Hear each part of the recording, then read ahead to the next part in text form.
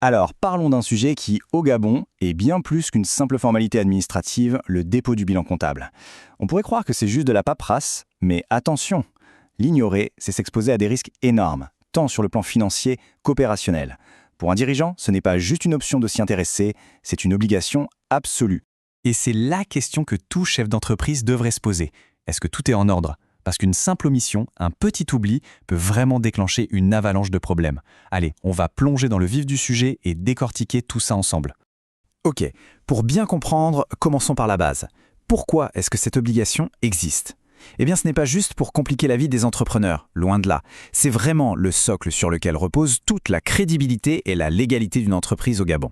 Le bilan comptable, qu'est-ce que c'est au juste? Imaginez une sorte de photo instantanée de la santé financière de l'entreprise. D'un côté, on a ce qu'elle possède, c'est l'actif. De l'autre, ce qu'elle doit, c'est le passif. Et ce document, c'est la pièce centrale, le cœur de ce qu'on appelle la DSF, la déclaration statistique et fiscale. C'est ce fameux dossier qu'il faut envoyer tous les ans à la Direction générale des impôts. Mais alors, pourquoi est-ce si important? En fait, ça répond à plusieurs logiques. La première, c'est bien sûr la conformité fiscale. Sans bilan, pas de calcul d'impôt possible, que ce soit l'IS ou la TVA. Ensuite, il y a la transparence. Comment voulez-vous qu'une banque ou un partenaire vous fasse confiance s'il n'a aucune visibilité sur vos comptes? C'est impossible. Et enfin, c'est un garde-fou contre la fraude. Ça permet d'avoir une trace de tout, ce qui est crucial en cas de contrôle fiscal. Bon, maintenant, passons au sujet qui fâche. Qu'est-ce qui se passe concrètement si on ne respecte pas cette obligation? C'est là que les choses se corsent sérieusement.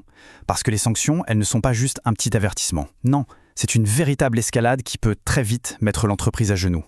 Le premier coup de semonce arrive très vite. Même avant de recevoir le moindre courrier officiel, la moindre mise en demeure, le simple retard vous coûte déjà une amende forfaitaire de 100 000 francs CFA. C'est, disons, le premier avertissement. Si on ignore cet avertissement-là, la machine s'emballe. Une fois la mise en demeure reçue, la pénalité grimpe à 200 000 francs CFA par mois de retard. Et ça continue de monter avec un plafond fixé à 2 millions. Faites le calcul, la note peut devenir très très salée et très rapidement. Mais attention, il faut bien faire la différence entre deux choses. D'un côté, il y a ces amendes, qui sont des montants fixes. De l'autre, et c'est là que ça devient vraiment dangereux, il y a les majorations d'impôts. Celles-là, elles ne sont pas fixes du tout. Elles sont calculées en pourcentage de l'impôt que l'entreprise doit payer et ça peut monter jusqu'à 100% du montant. Là, on ne parle plus de la même échelle de risque. Et pour ceux qui s'obstinent, les récidivistes, ou en cas de manœuvre frauduleuse avérée, la sanction est encore plus lourde. La majoration peut carrément atteindre 150%. À ce stade, on n'est plus dans la pénalité, on est dans des montants qui peuvent tout simplement couler la boîte. Et comme si ça ne suffisait pas, il faut aussi ajouter des intérêts de retard sur les impôts qui n'ont pas été payés.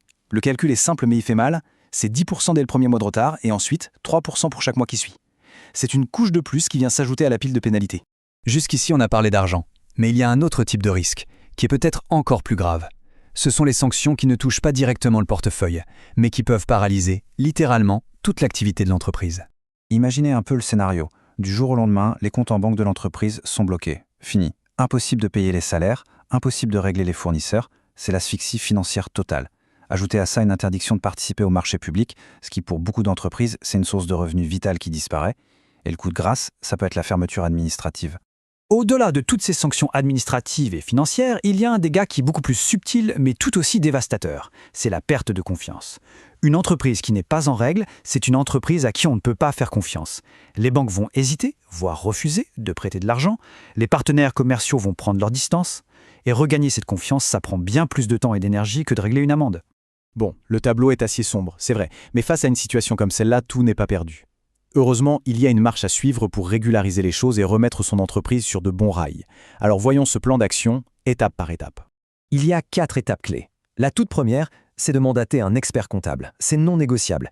Il va falloir reconstituer toute la comptabilité manquante. Deuxième étape, une fois que c'est fait, on dépose sans attendre tous les bilans qui manquent. Troisième étape, et elle est super importante, il faut aller voir l'administration fiscale. Le but, négocier un plan d'appurement, c'est-à-dire un échéancier pour étaler le paiement des dettes. Et enfin, la 4e étape, c'est celle qui assure l'avenir. Mettre en place un système de gestion solide pour que ça n'arrive plus jamais. Parce que, évidemment, la meilleure des stratégies, c'est encore d'éviter d'en arriver là. Il s'agit de passer en mode prévention et de voir cette contrainte, non pas comme un fardeau, mais comme une opportunité de bien gérer son entreprise. C'est un gage de sérieux, un atout pour durer. La clé du succès, ce n'est pas de faire un gros effort une fois de temps en temps. Non. c'est d'être en conformité en permanence, que ça devienne un réflexe intégré dans le fonctionnement de tous les jours. Ça demande un vrai changement de culture d'entreprise. On arrête de réagir aux problèmes, on anticipe pour qu'ils n'arrivent pas.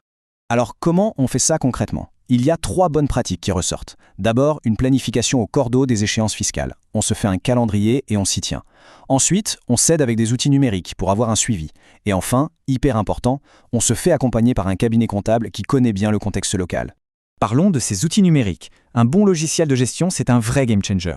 Il peut envoyer des rappels automatiques pour ne rater aucune date limite, il centralise tous les documents et il donne une vision claire, un tableau de bord de là où on en est. Franchement, c'est le meilleur moyen d'éviter les oublis bêtes qui coûtent cher. Et j'insiste sur un dernier point qui est absolument fondamental, l'expertise locale. La loi fiscale au Gabon comme ailleurs, ça change tout le temps. Il n'y a qu'un professionnel sur place, un cabinet qui est au courant des dernières réformes, des habitudes de l'administration, qui peut vraiment sécuriser l'entreprise sur le long terme. Finalement, on en revient à une question essentielle. La gestion fiscale de l'entreprise. Est-ce qu'on la voit comme un risque, une source de stress permanent ? Ou est-ce qu'on la transforme en un véritable atout stratégique, un pilier de crédibilité qui va aider l'entreprise à grandir ? Le choix, au final, il appartient à chaque dirigeant.